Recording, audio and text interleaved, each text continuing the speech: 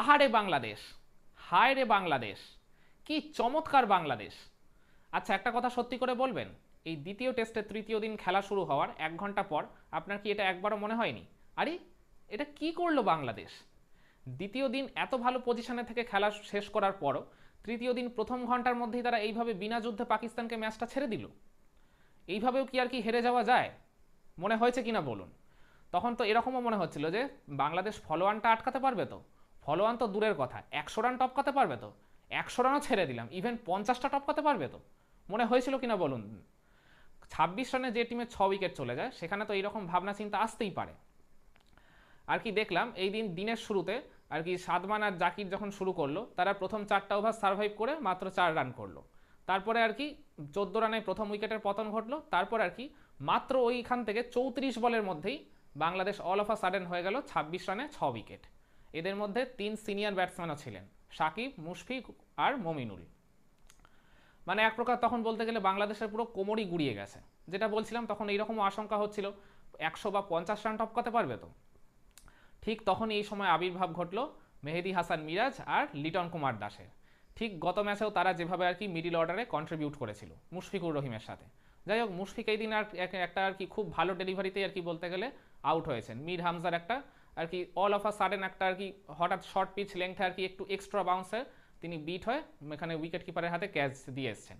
কিন্তু বাদ বাকি যে উইকেটগুলো পড়েছে টপ অর্ডারের বাকি 5টা উইকেট, সেখানে আমি বলবো ওখানে পুরোপুরি ব্যাটসম্যানদের দায় ছিল। তারা আর কি ভুল শট সিলেকশন করতে গিয়ে বা আর কি একটু এক্সট্রা বিট অফ আর কি কারেজ দেখাতে গিয়ে তারা ওখানে নিজেদের উইকেটগুলো ছুড়ে দিয়েছেন। স্পেশালি দৃষ্টিকটু লেগেছে সাদমানের আউটটা আর শান্তর আউটটা। তারা আর কি যেভাবে আর কি উইকেটগুলো থ্রো করে দিয়েছেন আর কি দেখতে গেলে এটা মানে এই পর্যায়ে আর কি কোনোভাবেই এটা মেনে নেওয়া যায় না। তো যাই হোক, তারপর সপ্তম উইকেটে এদিন আর কি শুরু হলো ওই মেহেদী হাসান মিরাজ আর লিটন কুমার দাসের সেই অনবদ্য বীরত্বের পার্টনারশিপ।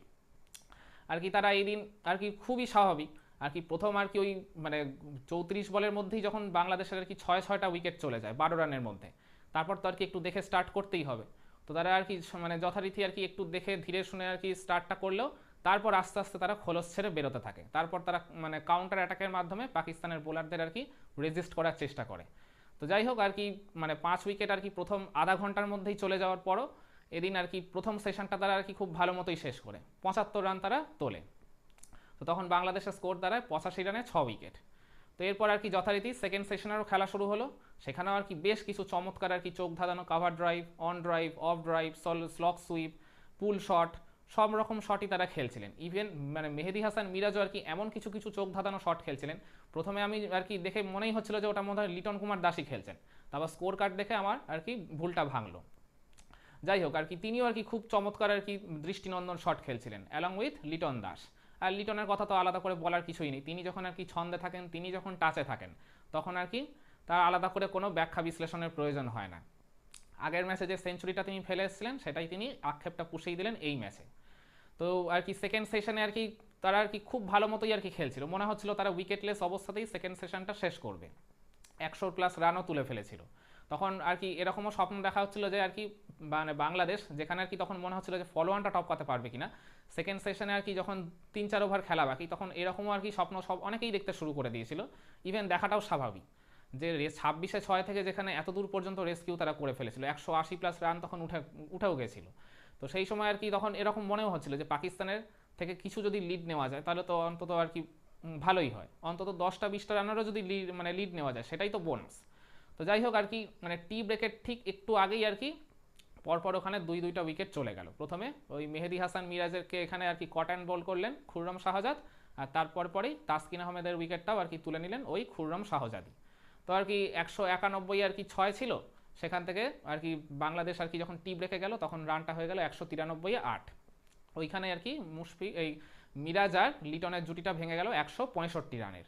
অনবদ্য একটা বাংলাদেশের মানে শুধুমাত্র এই ম্যাচের পার্সপেক্টিভে না, বাংলাদেশের এই টেস্ট ক্রিকেটের আর কি ইতিহাসে বলতে গেলে one of the finest comeback partnership বলা চলে। এই ম্যাচ মানে এই জুটিটাই তো মূলত এই ম্যাচে আর কি বাংলাদেশকে ফিরিয়েছে। তো যাই হোক, তো টি শেষে আর কি যখন তারা খেলা শুরু করলো ওই 8 উইকেট হাতে রেখেই শুরু করলো, তখন ক্রিজে ছিলেন লিটন আর অপর প্রান্ত থেকে হাসান মাহমুদ। লিটন তখনও আর কি সেঞ্চুরিটা পাননি। মেহেদী হাসান মিরাজকেও এদিন আনলাকি বলতে হবে, আগের ম্যাচের মতো তিনিও এদিন আর কি অল্পের জন্যই আর কি সেঞ্চুরিটা ফেলে এলেন। আগের ম্যাচে করেছিলেন 77, এই ম্যাচে করলেন 78। কিন্তু আর কি তিনি তার কাজটা কিন্তু মানে খুব সুন্দরভাবে একদম নিখুঁতভাবে করে দিয়ে গেছেন। মানে এক প্রকার তাকে এখন ক্রাইসিস ম্যানই বলা চলে টিমের। টিম যখনই বিপদে পড়ে মেহেদী হাসান মিরাজ তখন ব্যাটে হোক বলে হোক কন্ট্রিবিউট করে দলকে ঠিক বিপদের হাত থেকে টেনে তোলেন। এটা আমরা বিগত বেশ কয়েক বছর ধরেই দেখে আসছি, অ্যাটলিস্ট ওডিআই আর টেস্ট ফরম্যাটে। টি20তে যেহেতু তাকে চান্স দেওয়া হয় না, তো সেই কারণে আর কি তিনি রেগুলার কন্ট্রিবিউট করার সুযোগটা পান না। তো যাই হোক, সেটা নিয়ে আমরা তো গতকাল ডিসকাস করেইছিলাম। তো এরপর আর কি হাসান মাহমুদ আর লিটনের মধ্যেও একটা 69 রানের জুটি গড়ে ওঠে। তখন যখন আর কি 193 রেখে আর কি মানে টি ব্রেকের পর থার্ড সেশনে খেলাটা শুরু হলো, তখন এরকমও মনে হচ্ছিল যে যেখানে আর কি লিড নেওয়ার স্বপ্ন দেখা হচ্ছিল, তখন আর কি মনেই হচ্ছিল যে 50 রান অ্যাটলিস্ট যেন আর কি 40-50 রানের বেশি যেন লিড পাকিস্তানকে বাংলাদেশ না দেয়, অন্তত যেন 230টা টপকে আসে।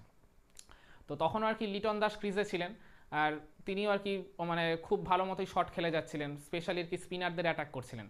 কিন্তু এই জায়গাটায় হাসান মাহমুদকে কিন্তু ক্রেডিট না দিলে কখনোই কিন্তু আর কি সেটা এক প্রকারের কি খুব বড় ব্লান্ডার হবে। কারণ 51 বলে অপরাজিত তিনি যে 13 রানের ইনিংসটা খেলেছেন, সেটা শুধু ওই 13 রানটাই আর কি দেখলেই হবে না, 51টা বল যে তিনি সার্ভাইভ করেছেন আর সাথে লিটনকে যে আর কি সঙ্গটা দিয়েছেন, ওর জন্যই তো আর কি পার্টনারশিপটা আর কি বলতে গেলে 69 রানের হয়েছে। তার জন্যই বাংলাদেশ খুবই ক্লোজ গেছে পাকিস্তানের।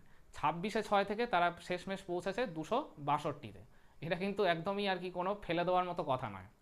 এর জন্য হাসান মাহমুদের ওই 13 রান আর সাথে ওই 69 রানের জুটি গড়ে তোলা উইথ লিটন দাস, এটা অবশ্যই অবশ্যই একটা বড় কৃতিত্ব প্রাপ্য। তো যাই হোক, তো লিটন তার মধ্যেই আর কি নিজের চতুর্থ টেস্ট সেঞ্চুরিটা তুলে নিলেন।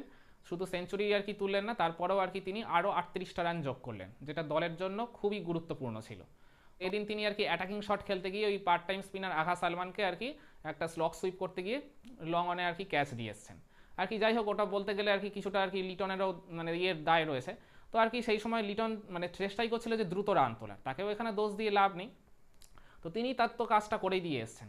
তো এরপর আর কি বাংলাদেশ আর কি অল আউট হতে আর খুব বেশি সময় নিল না, তার ওই ওভারেই আর 2-3 বল পরেই ফাইনাল উইকেটটাও পড়ে গেল। তারা আর কি ইনিংসটা শেষ করলো 262 রানে, যেখানে আর কি বলছিলাম যে যখন 193-8 হয়ে গেছিল, তখন সেখানে আর কি যেন বাংলাদেশ অ্যাটলিস্ট 230টা টপকে আসে, সেখানে 262 হয়ে যাওয়া মানে তো অবভিয়াসলি কিছু তো আর কি এক্সট্রা রান তো পেয়েই গেছে। তো আর কি তারা পাকিস্তানের থেকে 12 রানে পিছিয়ে এদিন শেষ করে। তো দিন শেষে পাকিস্তানও আর খুব বেশি খেলার সুযোগ পায়নি, 4টা ওভার মতো তারা খেলার সুযোগ পেয়েছে। আর অল অফ আ সাডেন ওই 4 ওভারের মধ্যেই বাংলাদেশ কিন্তু দুইটা ভাইটাল উইকেট তুলে নিয়েছে। যদিও একটা তার মধ্যে নাইট ওয়াচম্যান খুররম শাহজাদের উইকেট ছিল, কিন্তু আরেকটা কিন্তু ওই ওপেনার আবদুল্লাহ শাফিকেরও উইকেটটা ছিল। এই 2 উইকেটই পিক করেছেন ওই হাসান মাহমুদই, ওই 69 রানের আর কি জুটিতে অবদান রাখা হাসান মাহমুদ, যিনি আর কি গত ইনিংসে উইকেটলেস ছিলেন। তো আর কি দেখতে গেলে ওভারঅল এখন পাকিস্তান মাত্র 21 রানে এগিয়ে রয়েছে, হাতে তাদের 8টা উইকেট রয়েছে। এখনও দেখতে গেলে 2 দিন খেলা বাকি রয়েছে, কিন্তু এই 2 দিন আবার কিন্তু বৃষ্টির প্রবল আশঙ্কা রয়েছে, বিশেষ করে লাস্ট ডেতে। তো আই হোপ আর কি মানে বাংলাদেশের থেকে এটাই আর কি আশা থাকবে যে তারা যেন যত দ্রুত সম্ভব পাকিস্তানের সেকেন্ড ইনিংসটা যেন তাদেরকে গুটিয়ে দেয়, ঠিক আগের ম্যাচের মতোই, অ্যাটলিস্ট 200-র বেশি যেন তাদেরকে না তুলতে দেয়।